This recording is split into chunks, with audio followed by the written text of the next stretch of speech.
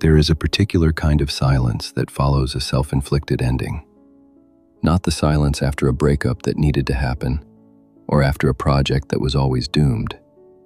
A different silence, the one that arrives when you have just dismantled something that was working, a relationship that was real, an opportunity that was rare, a stretch of momentum you had waited years to feel, and you are sitting alone in the wreckage of it, knowing you were the one who pulled the wires.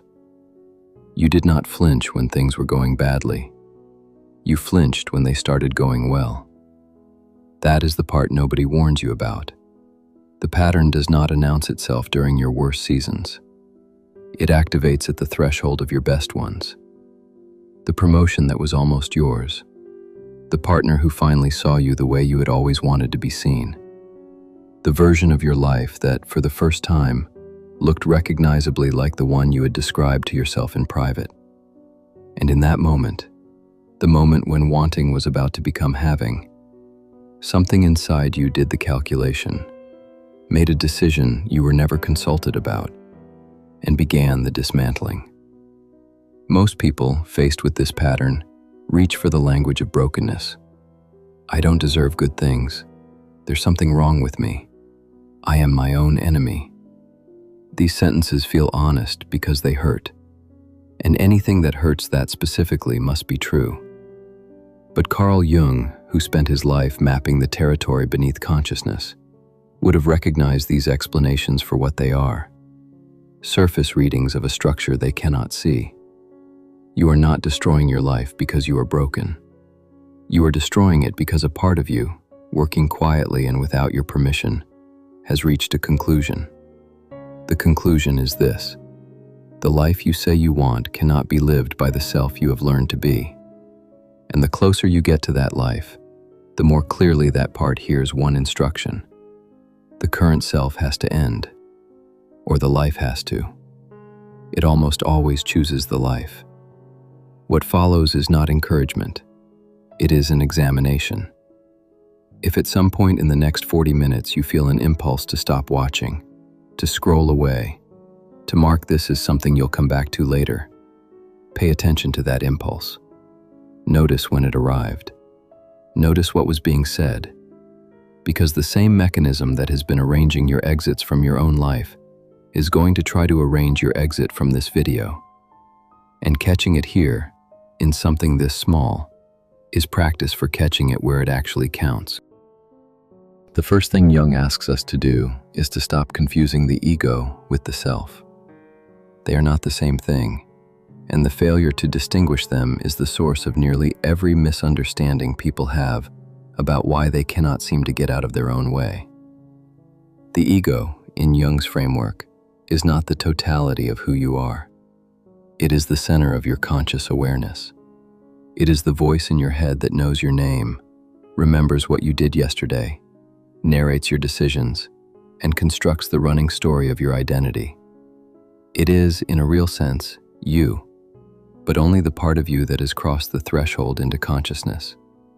Everything beneath that threshold, every drive you have not acknowledged, every potential you have not yet inhabited, every aspect of yourself you have rejected or buried, exists in the unconscious. And the unconscious is vast. The ego, by comparison, is a single lit room in a house with floors you have never visited. The ego was built. It did not arrive whole. In your earliest years, it assembled itself out of whatever materials were available. The responses that earned approval, the behaviors that prevented punishment, the postures that made you legible to the people who controlled your survival. This was not a flaw in the design. It was the design. A child cannot afford to express the fullness of who they are if that fullness threatens the bond they depend on for life. So the child negotiates. The parts of the self that were welcomed became the foundation of the ego. The parts that were not welcomed went underground.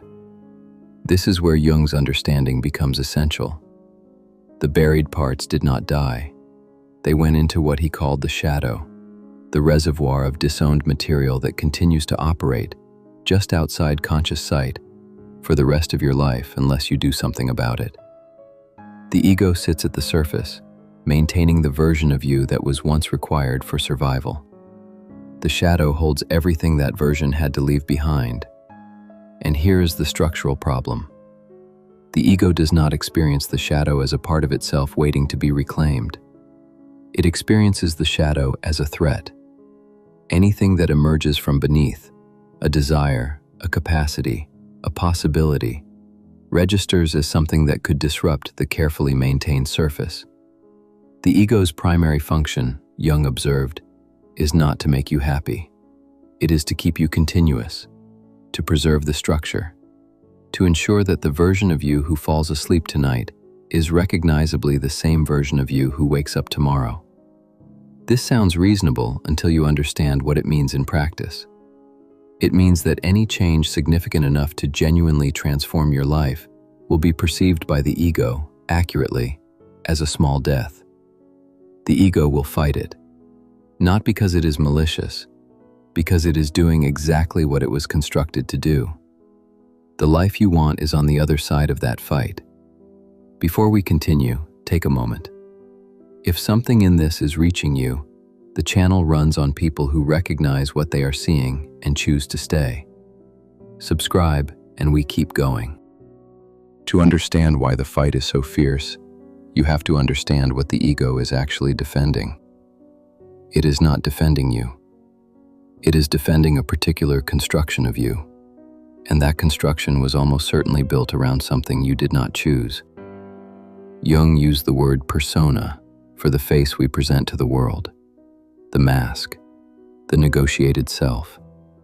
He borrowed the term from the masks worn by actors in classical theater, and the choice was deliberate. A persona is a performance designed for a specific audience under specific conditions. In its healthy form, it is a useful social interface. The problem begins when the mask stops being something you wear and becomes something you are. This is what most people do not realize about their own personality. A great deal of what feels like who I am is actually who I had to become. The shyness that feels like temperament might be the residue of a childhood where being noticed was dangerous. The hyper-competence that feels like virtue might be the residue of a household where love was earned through performance. The emotional unavailability that feels like independence might be the residue of an early lesson that needing someone was the same as being abandoned by them. These are not personality traits. They are scar tissue with vocabulary. And underneath the persona, beneath the practice surface, is something Jung saw with unusual clarity. The self has organized itself around a wound, not a single dramatic wound necessarily, sometimes a long, slow accumulation of small ones. But somewhere in the formation of who you became, there was an experience or a pattern of experiences that taught you something about safety, about love, about being seen. And whatever that lesson was, it became the gravitational center around which the rest of you arranged itself. This is why genuine happiness, when it approaches, does not feel like relief. It feels like threat. It is not arriving into a neutral landscape that has been waiting for it. It is arriving into a structure that was built around its absence. A relationship that requires authentic intimacy threatens an identity built on emotional distance. A success that requires owning your own power threatens an identity built on the safety of being overlooked. A love that asks to be received without conditions threatens an identity that has only ever known love as something that had to be earned and could be withdrawn. The ego watches all of this approach and recognizes correctly that the current architecture cannot survive contact with what is coming. So it does what it was built to do. It engineers your retreat, not as malice, as maintenance. This is the mechanism. And once you see it, you can begin to see how it operates inside you specifically. Because the retreat is rarely felt as retreat. It comes dressed as reasoning, as discernment, as a sudden moment of clarity that, conveniently, returns you to the size and shape you have always been. Underneath every act of self-sabotage, there is a specific fear. Not a vague unease, a precise, identifiable threat that the psyche is working with extraordinary efficiency to avoid. Jung's concept of the shadow lets us name them, and once they are named, they begin to lose some of their authority over you, because the unnamed fear is the one that wins. The first is the fear of your own size. People speak of the fear of failure as if it were the central obstacle, but Jung saw something more uncomfortable. The deeper terror for many people is the fear of succeeding.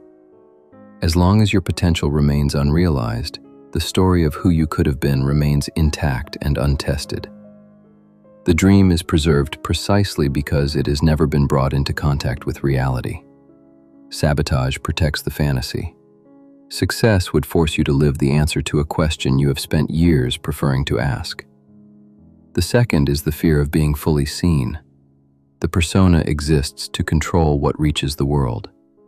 Real intimacy, real visibility, real attention, all involve a moment in which the mask comes off, and what is underneath is exposed without rehearsal. The ego suspects, correctly, that what it has been protecting is not as polished as the performance suggests.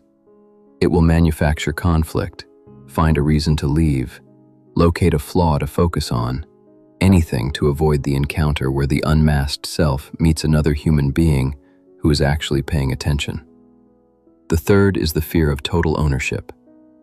There is a hidden comfort in not yet having the life you want. As long as the life is unrealized, the explanation for why it is unrealized can be located outside of you. Circumstances, history, other people, timing. The day the life arrives, the explanation evaporates. From that point forward, every limitation in your experience belongs to you alone. The ego, which has invested years constructing a coherent narrative of why things have not worked, will sabotage the conditions that would make that narrative obsolete. The fourth is the fear of losing the wound itself. This one is harder to admit. If you have organized your sense of self around being someone who has suffered, who has fought, who has endured, then healing is not simply the end of pain. It is the end of a structure. Who are you when you are no longer the person who is surviving the thing you have been surviving? The question is not theatrical. For many people, it is genuinely unanswerable, and the psyche, faced with the unbearable blankness of an undefined self, will choose familiar pain over unfamiliar emptiness every time. The fifth is unconscious loyalty. Jung understood that individuation, the long work of becoming fully yourself, frequently runs into the silent ceilings established by your family system. If those who came before you did not flourish, did not love freely, did not live in the fullness of their potential, then your own flourishing can register, beneath language, as a form of betrayal. The psyche reads surpassing the inherited limit as a kind of abandonment, and the sabotage becomes, strangely, an act of devotion, staying small to remain in communion with those who never got to be large. The sixth is the most fundamental, and it is the one Jung returned to with the most insistence. It is the fear of the ego's own dissolution. Real transformation is not improvement. It is not the current self becoming better at being itself. It is the current self ending and something else taking shape in the space that opens. The ego experiences this, accurately, as death, and it will produce any crisis, any symptom, any urgent reason to retreat in order to prevent that crossing from completing. These 6 fears do not arrive announcing themselves. They arrive disguised as good reasons, as practical thinking, as mature reconsideration. The ego is fluent in the language of your own values, and it will use that fluency against you with extraordinary precision. This isn't really what I want. This isn't the right time. This isn't the right person. I'm not ready. The sentences are convincing because they are tailored. They are tailored because the part of you producing them knows you better than anyone else. But they share a signature. They appear at the threshold, always at the threshold. Not when the situation is genuinely difficult. The ego tolerates difficulty because difficulty preserves the current self. They appear at the moment when continuation would require a different self to continue. That timing is not coincidence. That timing is the fingerprint. Watch how it operates in real time, because the pattern looks different in different domains, but the underlying motion is always the same. In love, the sequence is recognizable once you have lived it. The relationship deepens. Vulnerability becomes real, not the curated kind, where you disclose just enough to seem open while keeping the actual interior intact, but the unmanaged kind, where something undefended in you is suddenly visible to another person. The connection thickens, and then, often within days of the deepening, the dismantling begins. A flaw becomes intolerable that was, 3 weeks earlier, not present at all. A small disagreement becomes a referendum on the entire relationship. You find yourself drifting back towards someone from your past, someone unavailable, someone who would never ask you to be fully present because they were never fully present themselves. The ego, which has been arranging the exit since the moment vulnerability became real, calls this trusting your instincts. It is not trusting your instincts. It is the persona retreating to defensible territory. In work and creation, the sabotage arrives in proportion to proximity. While the ambition is still abstract, while you are still working towards something, the ego is comfortable. The identity of someone striving is itself a stable structure. The collapse begins at the point where striving is about to become a rival. The procrastination that activates only at the critical juncture. The illness that surfaces the week of the launch. The sudden, articulate doubt about whether this was ever really what you wanted. A doubt that mysteriously did not appear during the years when the outcome was still hypothetical. Jung would recognize this immediately. The future success, while it remained future, posed no threat. It posed no threat because it required nothing of you. The moment it became present, it required someone capable of inhabiting it. And that someone did not exist yet inside the current architecture. In personal transformation, the sabotage is the most insidious of all, because it learns to dress itself in the language of the work. You leave therapy precisely when the sessions are beginning to touch something that has not been touched before. You return to the old behavior just before the new one was about to stabilize into something permanent. You become an excellent reader of psychological literature, an articulate analyst of your own avoidance, a person who can describe their patterns with impressive precision, and you make sure, quietly, that the description never quite becomes change. Because description can be absorbed by the current identity, change cannot. Insight is a souvenir the ego is willing to bring home from the journey. Transformation is the journey itself, and the ego does not want to take it. What unites all three theaters is the timing. The ego does not interrupt the struggle. It interrupts the crossing. The work is to recognize the interruption while it is happening, not after, when the relief has arrived and the exit has been justified. During, in the actual moment, when the reason sounds convincing and the relief is already accessible, that is when the recognition has to happen, and that is when something different becomes possible. The first instinct, when the impulse to flee arrives, is to do something with it, either to obey it, leave, retreat, dismantle, or to fight it, white-knuckling your way past the discomfort until it dissolves. Jung observed that both responses fail, and they fail for the same reason. They treat the fear as a problem to be solved, rather than as information to be received. Information ignored does not vanish. It accumulates, and it returns louder. There is a third option, and it is the only one that actually works. It begins with the practice of stopping before the flight completes, not after, not in the post-mortem, when you are alone with the wreckage and trying to understand what happened. In the moment itself, when the reason has just appeared and the door is just beginning to open, you stop. You ask, with as much honesty as you can locate under pressure, what am I actually afraid of right now? Not the surface reason, the thing underneath the reason. If I do not leave this relationship, what do I believe will happen? If I let this success arrive and I have to live inside it, what does that take from me? If I stop performing and let myself be seen, what am I afraid will be revealed? The answer rarely arrives as an idea. It arrives as a sensation in the body, an image, a specific dread.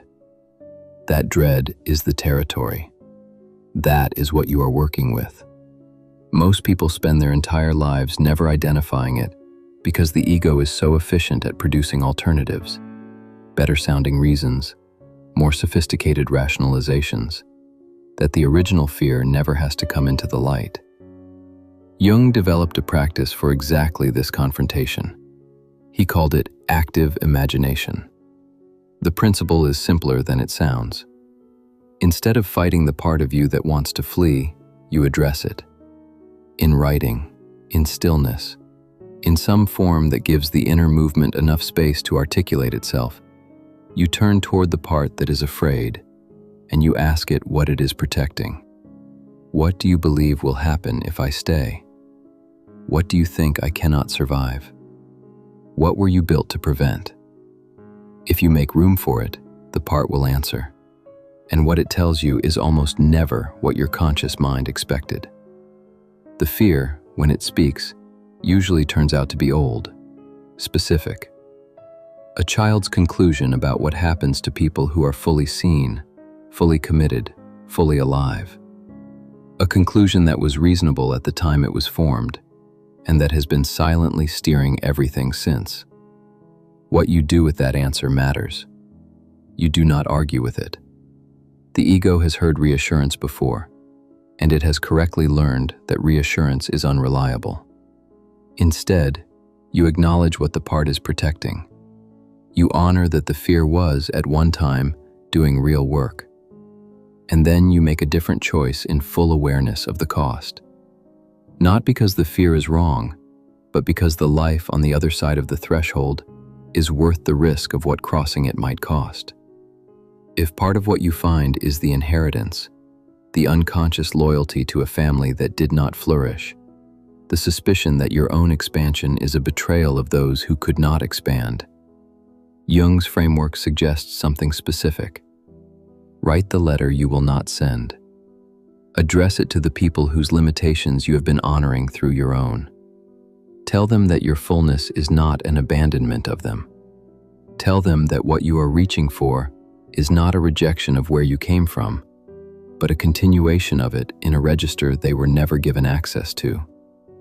The act of making this explicit, even privately, disrupts the silent contract. The contract loses its power once it is named. And then, when the next moment of threshold arrives, and it will, because this is not a problem you solve once, you stay. You stay in a way that is active rather than passive. You communicate the vulnerability the flight was designed to protect. You tell the person in front of you that you are afraid. You take the step the ego was about to talk you out of. Not because it will be comfortable. It will not.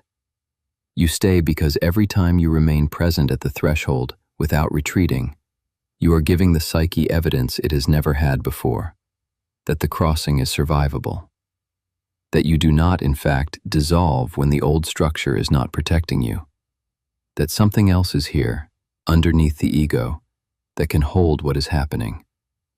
You are not eliminating the fear. The fear may always announce itself at thresholds. You are expanding the self that is capable of containing it. There is a version of this video that ends with reassurance, that tells you the work is hard, but the reward is great.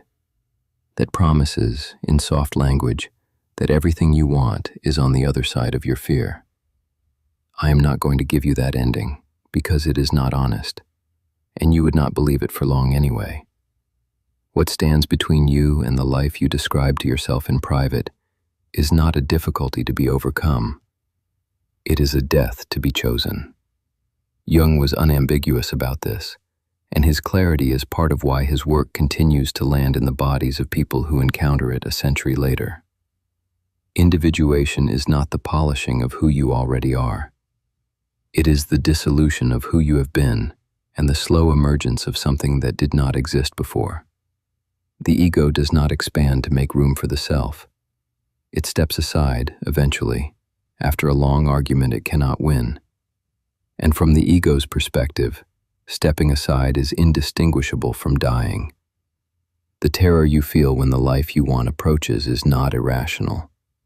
It is the ego correctly perceiving that it cannot follow you across the threshold you are about to cross. This is the part of the work that no technique simplifies. You can name the fear. You can practice active imagination. You can write the unsent letter. You can stay at the threshold instead of fleeing. All of this matters. But underneath the practices is a single decision that has to be made over and over again. And it is not the decision to try harder. It is the decision to allow something in you to end so that something else can take its place. To let the identity that was built around the wound stop being central. To let the loyalty to a family's ceiling stop being determinative. To let the persona crack and not rush to repair it. You will know it is happening when it happens, not by the absence of fear, but by the presence of grief. A particular grief that has nothing to do with anything obviously sad. The grief of an old self losing its justification. The story in which you were limited, undeserving, faithful to a small inheritance, defined by what you survived. That story, when you finally let it begin to dissolve, will not slip away quietly. Something in you will mourn it. Let the mourning happen. It is the appropriate emotional response to a real loss. Something is in fact ending. The self that organized itself around the wound is losing the reason it was organized that way. Let it lose. The question this leaves you with is not theoretical. It is specific, and it has your name on it. What identity are you currently protecting that the life you say you want would require you to release? Not in the abstract, the actual story, the actual loyalty, the actual wound that has been functioning as a foundation. Name it. Write it down if you have to. You cannot release what you have not been willing to look at directly. Jung believed that the moment of choosing, the moment in which the old identity is consciously allowed to end, is the most consequential act available to a human life. Not because it resolves everything, because everything else begins from there. The self that emerges on the far side of that crossing is not a refined version of the ego that began the journey. It is something the ego could not have produced, because the ego had to step aside for it to appear. If something in this reached you, if you recognized yourself in one of the 6 fears, or felt the impulse to leave at a particular moment in the last 40 minutes, leave that in the comments. Not as confession, as a record. The recognition itself is the beginning of the confrontation, and what you do with it in the days that follow will matter more than anything you have heard here.